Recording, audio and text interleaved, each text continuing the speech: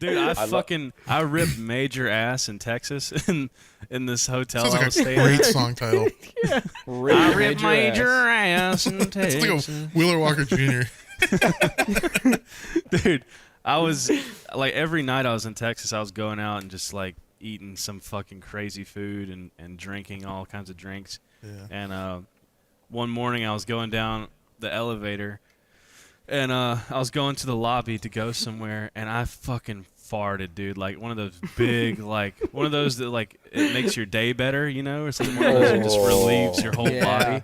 And I was just in this elevator and I was just like, oh, you know, just let it all Doing out. an elevator, Dude. bro. And then it fucking stopped because I thought I was like, surely no one's getting on the elevator right now, and I just fucking let it all out, dude. And then this lady comes.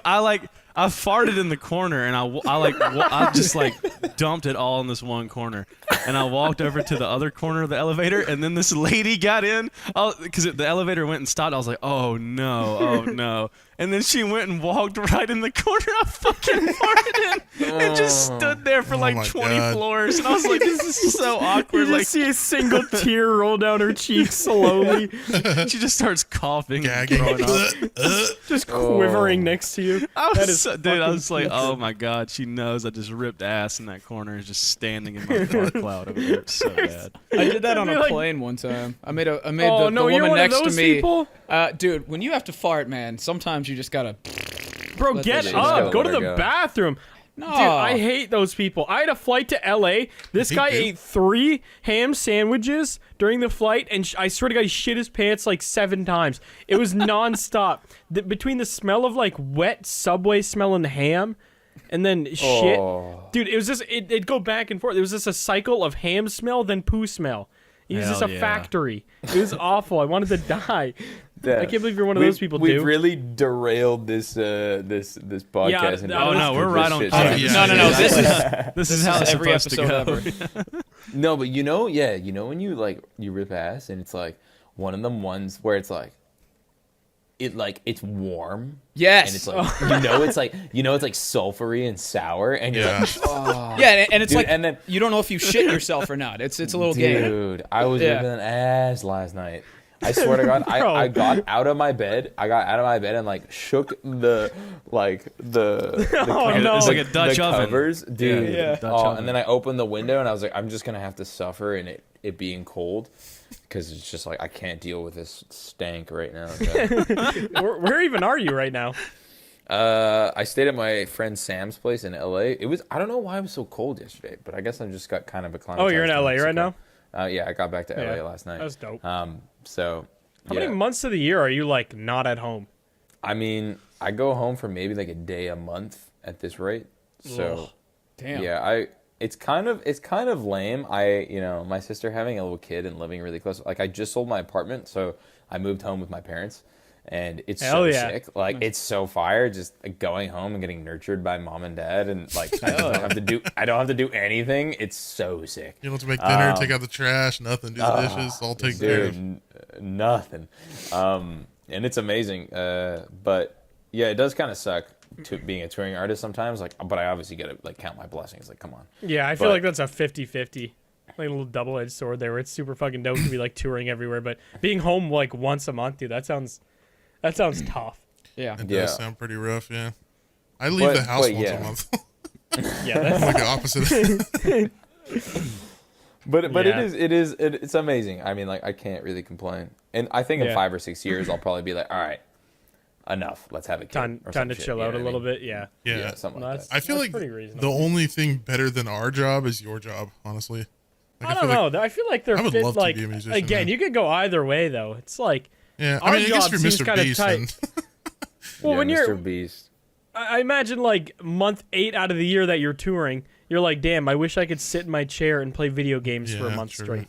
Like Yeah. it's Oh, it's always 100%. you I know guess it it's depends always on the person you are, too. 'Cause some people, like, I feel like some people would prefer to have the away from home lifestyle. I feel like it's Yeah, some greener on people the other love it. side kind of vibe where it's just like when you're It's at always home different. all the time working on YouTube, you're like, damn, I wish I could go see the world and like tour and shit and interact with my fans in person every night. And then, you know, on the other token, it's like, damn, I wish I could sit at home and like not have to talk to anybody or perform. Because I feel like to get the amount of energy, especially the energy you have on stage, that sounds exhausting to have like multiple times a week. Because you're pretty hype up there. You're not exactly just like, singer songwriter with an acoustic. Yeah, you're not like sitting in a chair playing or anything. Yeah, I mean, I did 136 shows last year, and I definitely like a met baseball player. Dude, yeah, I met my breaking point 100%. Like that was, I will never ever do that again. But it was interesting because I was like, I want to see how hard I can push myself, and I was like sober for a majority of it, so it was like way easier than not. But yeah, dude, it's just unhealthy until I can get that's to too much. Yeah, it was just like too much, and like I just really did miss my parents in the end of the time. And as soon as I finished tour, I played like legit 60 hours of World of Warcraft in like 7 days. It was disgusting. Oh, it was big.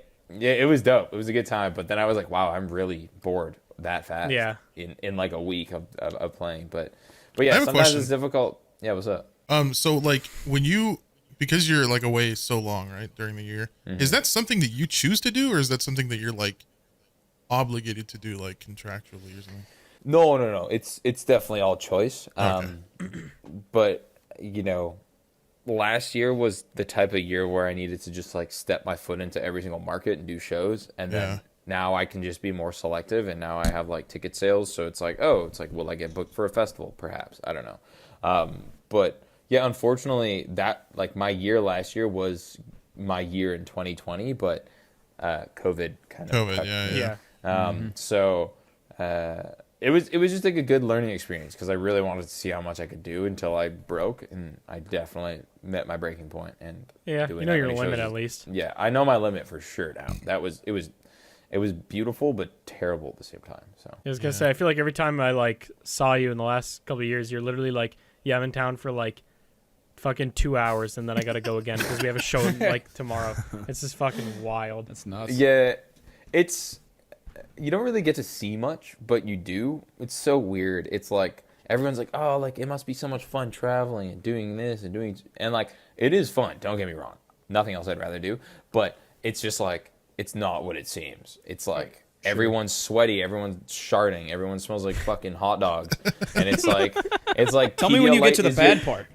Yeah, dude, exactly. It's like Pedialyte is your best friend. Like I drink like a full bottle of Pedialyte like every day, and like without that, like that shit is so good for a hangover. Dude, it's so good for anything. Yeah, Pedialyte's it's great. Overpowered. It's the best. Yeah. It's kind of like a hidden gem. Like I feel like even though people know about it, not a lot of people use it for like practical purposes.